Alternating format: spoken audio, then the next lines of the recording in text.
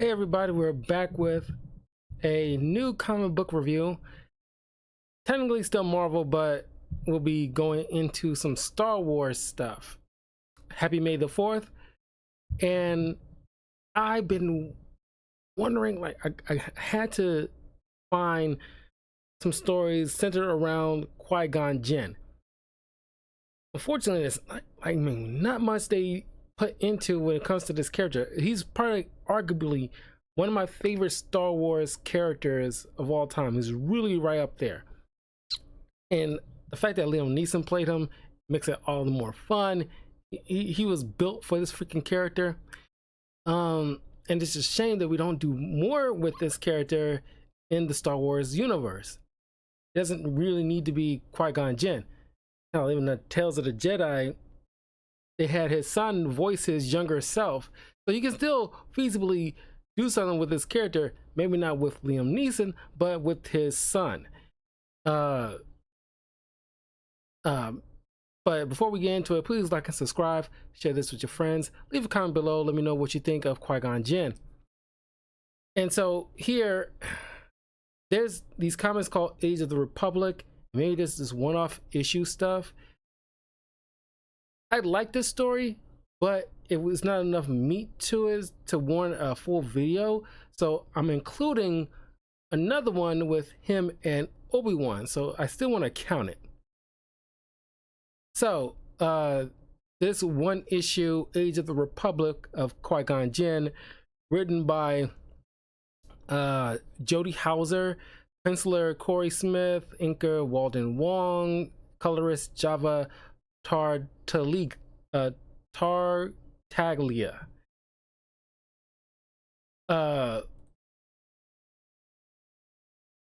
So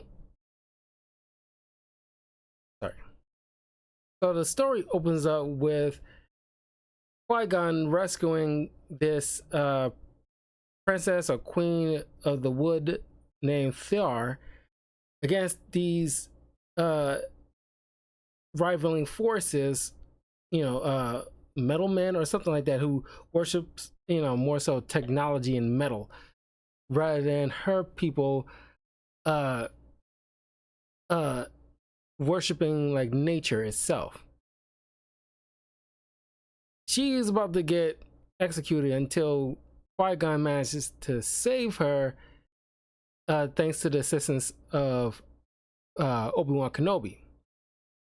But she's a little perturbed, thinking like, oh, I heard word about the Jedi being brilliant warriors, but you run away like a coward. So, because she wants to fight for her land, but this is like a tactical retreat, but she's not seeing it that way because she wants to look out for people, and then she's, worrying about what might happen while she's running away. And he's talking later on.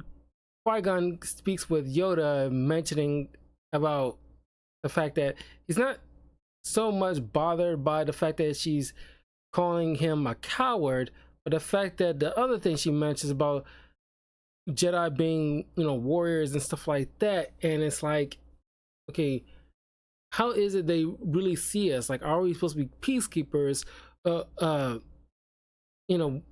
Are we in danger of turning into something that we're not? Or how we are perceived throughout the galaxy? So Yoda suggests he, seek, answers with the Force and everything like that. So on like a solo mission for himself, he, takes an astromech and a starship and is guided by the Force to this I don't say undocumented, but just not chartered planet, where it's like kind of a, not barren. It has some teeming of life to it, but it is no, like, not populated.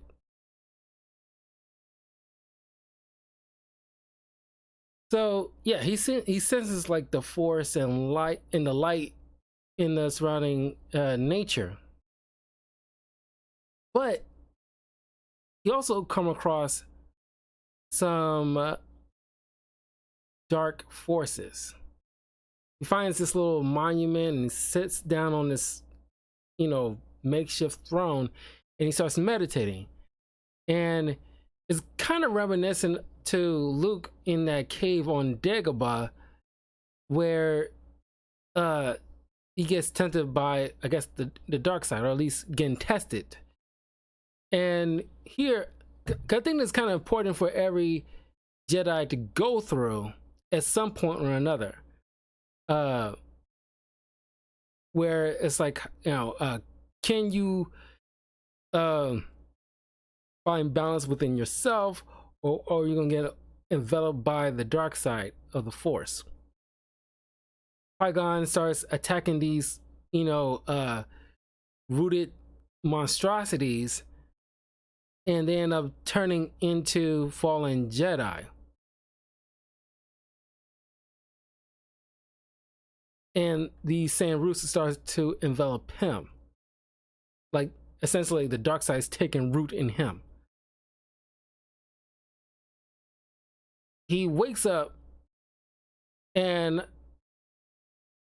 he knows about the bloody, the blood red roses blooming. And he comes to understand what these visions mean, that, pretty much there's balance to the Force, essentially. He learns that, one cannot survive without the other, essentially. He goes back to Coruscant and speaks with the Mother of the Wood and explains to her that, there's people here that can offer assistance and resources to your people. Because I know, because even with something like she sees that the tree that you see from like Clone Wars and mainly Clone Wars, or even in the comics, where Yoda meditates at, she sees that, and he explains to her that even in like a metal world, there is still nature around, and it's just all about balance.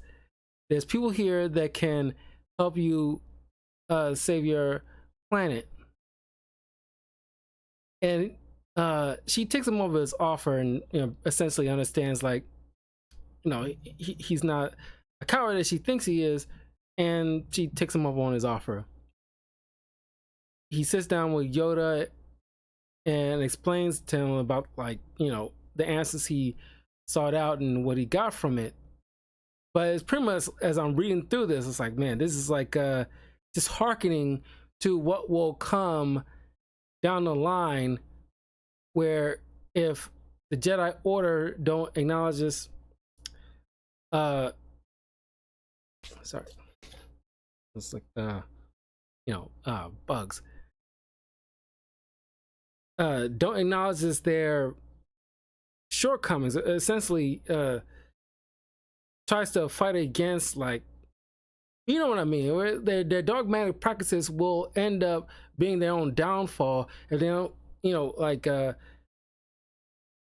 appreciate the balance in the Force with both light and the dark side, and living with them both. But it's something he, gains and then tries to instill into Obi-Wan, and what little time he had with Anakin, and try to teach him that. It's just kind of unfortunate that if Qui-Gon would have survived longer, he would have been able to teach properly, because I don't think, like, Obi-Wan was initially ready to become a Jedi Master. It just kind of abruptly happened, because Qui-Gon died before he was actually gone through the proper trials, before he became like an actual Jedi Master. And so he was like put into a place where he is, the master to the apprenticeship of Anakin. Man, we should get like a Tales of the Jedi or something more with Qui-Gon. There's so much meat to this character that, you know, could be explored a lot more. But like I said, it's only like a short, so I included uh it was like a 4 or 5 issue, yeah, no, it's 3 issues, I'm sorry, a 3 issue mini with Qui-Gon and Obi-Wan.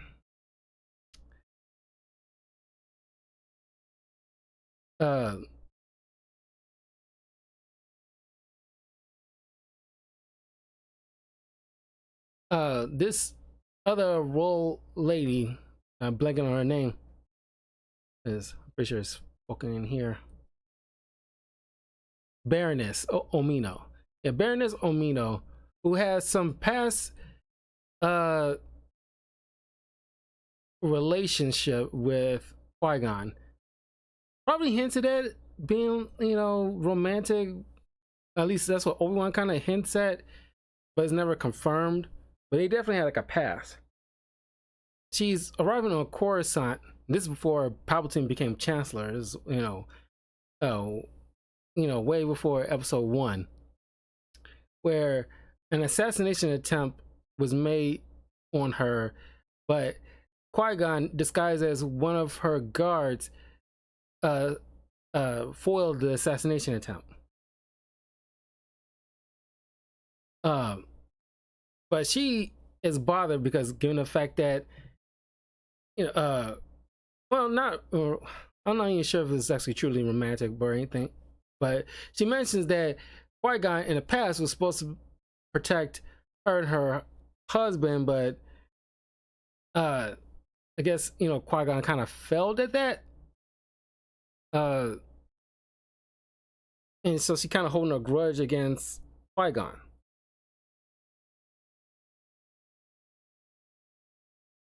So she is just like not very thankful for the fact that he did this kind of subterfuge, because he initially wanted to help, like, straight up, but she refused because of her grudge.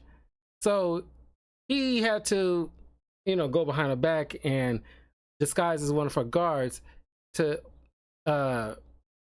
stop the assassination attempt, because he knew that was going to happen. And she just not appreciative, and she definitely doesn't like the fact that she was lied to about him sneaking on board as one of her guards.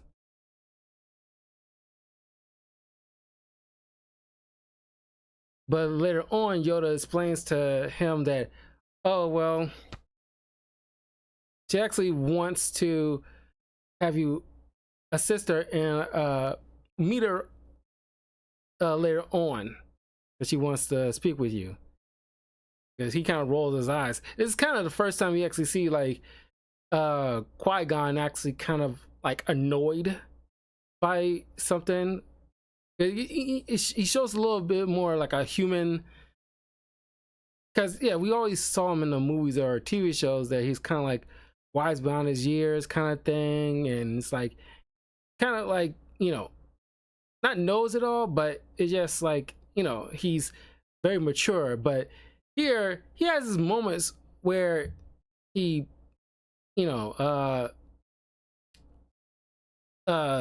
shows like annoyance. Like, there are things that will bother him, like, dealing with a person that doesn't want, that he has like a, not ire, but just like, this woman just, it gets under my skin kind of thing. Just her, the bitchiness of her. But he goes to meet up with her. She apologizes for how she reacted, and the chancellor at that time, was played by Terrence Stamp, I think, comes to her mentioning that the ship that her son was on got apparently got hijacked, but there was no response from his ship. So Qui-Gon and Obi-Wan is sent to go investigate. Once on this ship, they find this bestial creature among a bunch of dead bodies, including that of the son. Both of them managed to take out this creature, and they come to realize that, okay, where did this thing comes from? It comes from this particular planet. So obviously this ship came from that planet. Here we see Qui-Gon, when they land the ship, they try to get like a speeder, and this dude's trying to haggle and everything like that, but Qui-Gon has no time for that. So he does the mind the mind trick and gets the guy to give him just to give up the keys to his own speeder so they can just go off. Oh, and there was like a moment before they landed on the planet where, you know, Obi-Wan is a little perturbed by this creature, thinking like, oh, this creature murdered is a bunch of innocent people. Like, you know, this whole knowing that the species is kind of like nearly extinct, and it's like good. The whole place, you know, the whole lot of them gets, you know, wiped out. And Qui-Gon chastises him. It's like, you know, I thought I taught you better than that, because, you know, nobody deserves to have their entire species just wiped out, despite how you might feel with this particular instance. You know, that kind of talk I ain't gonna tolerate. Of course, he apologizes later, you know, given the fact that he was kind of in his feelings, and he probably shouldn't have said all that because that was harsher than it needed to be. Showing that, you know, some moments where, you know, Obi-Wan is kind of like a petulant kid, and it's like, you know, it's fun to see these characters, you know, in a more immature light, or, you know, learning their learning experience and their, you know, faults and warts and all. So yeah, you know, it's fun to see like Obi-Wan had in his youth immature qualities and, you know, kind of brazen attitude. They go to see about where the people on the ship went to go see. They track it down to this junkard, where they get ambushed by these, you know, robots trying to ambush them. But it turns out there's like security droids thinking they're like some kind of possible threat. But we meet this kind of like kind of reminds me of those two people from Final Fantasy 15, like Sid and their grandfather. That's what they kind of remind me of. So Nella and her grandfather, who explains to them they are being attacked by or at least they're dealing with a possible Sith, which, like I said, this is way before episode 1. So to their knowledge, the Sith should not be around anymore. But like a possibility, given the fact that there's some kind of thread between what happened on the ship with that creature and the connection here, they have to investigate further. And of course, you know, Nella has like a beef with these creatures as well, given the fact that, to her knowledge, these creatures killed her mother. I don't think that's her grandfather. I think that's her actual dad. But anyway, they killed her mom, and so she tried to kamikaze the freaking ship into like a traveling band of these creatures. And of course, they stop her before, you know, they crash. They ended up into the back in town, where they come across a bunch of people utilizing red lightsabers. uh Obi-Wan and Qui-Gon fight them off. Nella ends up getting captured in the process. But as they try to interrogate one of them, they seemingly, don't have much memory of what happened before they end up passing out. They try to go and track down Nella because they can't take the actual ship because somebody hijacked that. So they end up splitting up. Qui-Gon go looking for Nella while Obi-Wan checks on the father. Because the ship that Nella was on after being captured ended up being like crashed, and she ends up getting like taken by these beasts. And it turns out these beasts actually can speak and actually are intelligent, and they somehow, because of the reason they're darn near going extinct, because the this possible Sith is blaming the town's woes on them, and these people band together in like a hunting party and tries to bump them off as whenever they're seeing them. Was leaving like a kind of like a, what you call it, a animosity between these different bands of people. Obi-Wan shows back up to the Junkard's place, where he seemingly is speaking with this supposing Jedi or Sith. The robots find Obi-Wan and blew his cover. While this Sith guy's back turned, the father takes his cane and bonks him on the side of the head, and then he just starts running away. And it turns out that the Junkyard knows more than he let it on earlier about, okay, the mom didn't really die by those creatures. And it turns out that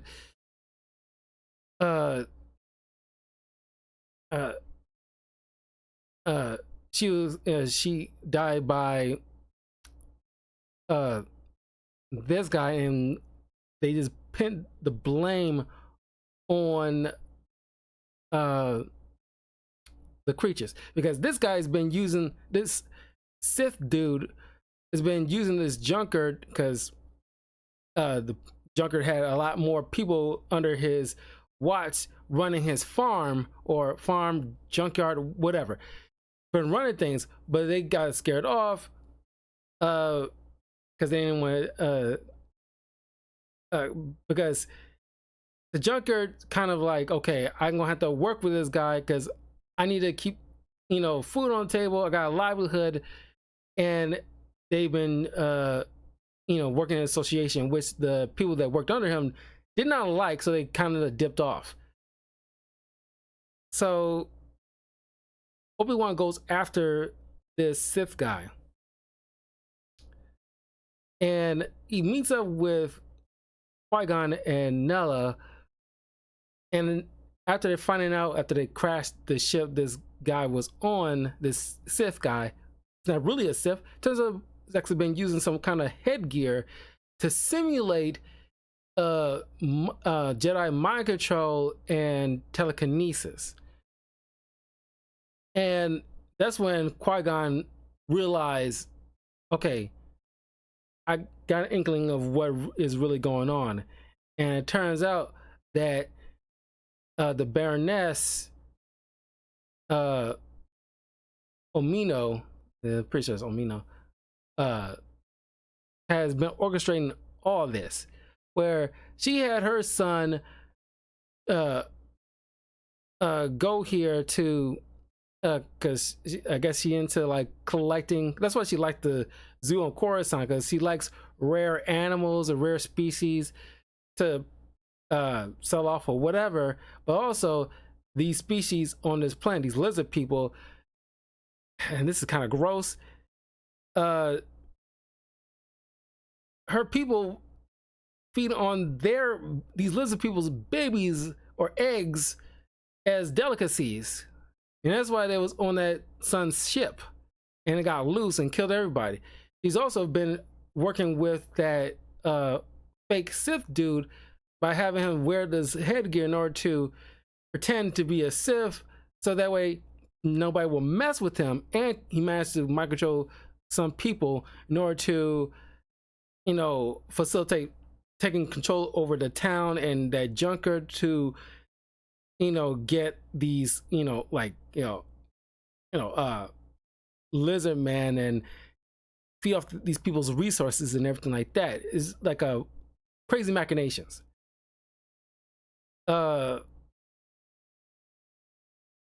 She,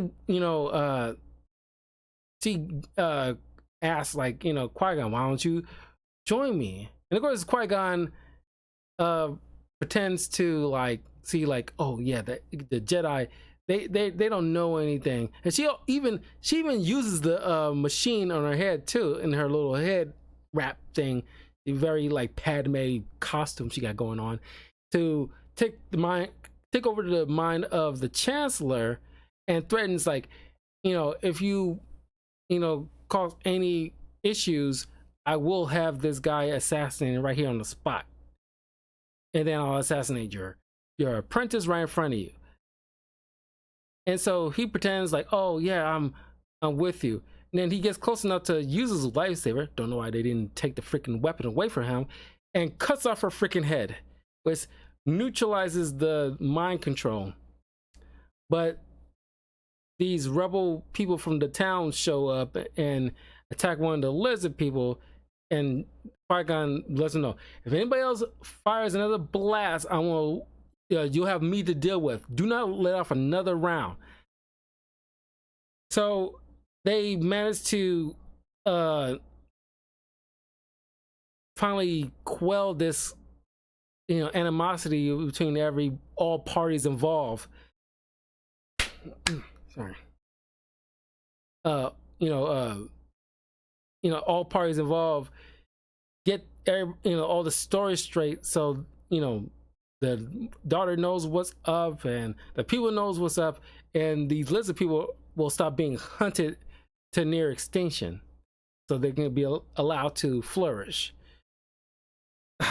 It was a lot for Qui-Gon Jinn to deal with altogether, and he knew that this woman like had her issues, but didn't think she would go so far as to go above and beyond to make the Jedi look horrible, but even get him involved so she can make him look horrible, because she still is that angry with him and just the Jedi Order as a whole, given what happened to her husband. And so, like, it was a lot. It took a toll on Qui-Gon, and it was kind of bittersweet at the end, whereas like they managed to save the day, but it's sad to, despite the grievances the lady had with Qui-Gon, he always thought she was still like always thought she was like a decent ruler, but turned out to be like a nasty ruler this whole entire time. So yeah, they solved the mystery. Technically day is saved, but yeah, it's just like a fun little short adventure with Qui-Gon and Obi-Wan. So I wanted to, I was desperate to look for more like at the very least 5-issue type of story dealing with just Qui-Gon itself, but I'm hard pressed to find any online, at least not through like the traditional means that I usually go to look up my comics. So I had to do a combo here, but there's fun stuff, just mainly involving Qui-Gon as like the lead at the very least. But anyway, I will see you guys later, because the next Star Wars comic book I'll be reviewing is a 10-issue story about Yoda. So look forward to that. Don't forget to like and subscribe. Let me know what you guys think. Oh, and I finally got a soundbite for this. Only soundbite I got for Qui-Gon, which is weird, but the ability to speak does not make you intelligent. So yeah, so now we're gonna have to now we're gonna go right into Yoda. But yeah, like, subscribe, share this with your friends, leave a comment below. Let me know what you guys think of Qui-Gon Jinn as a character. What's your favorite stories involving him? If there was a season 2 of the Kenobi series, you know, what do you expect from how he will teach Obi-Wan utilizing the ability to be a Force ghost and blah blah blah. But yeah, like I said, one of my favorite characters of all time in Star Wars. And I argue he is a great Jedi. And I just kind of wish they kind of like Dave Filoni and Jon Favreau would actually just, you know, pull the trigger and make a acknowledgement of a great Jedi instead of just hinting at it. But anyway, I will see you guys in a little bit. Happy May the 4th. See you soon.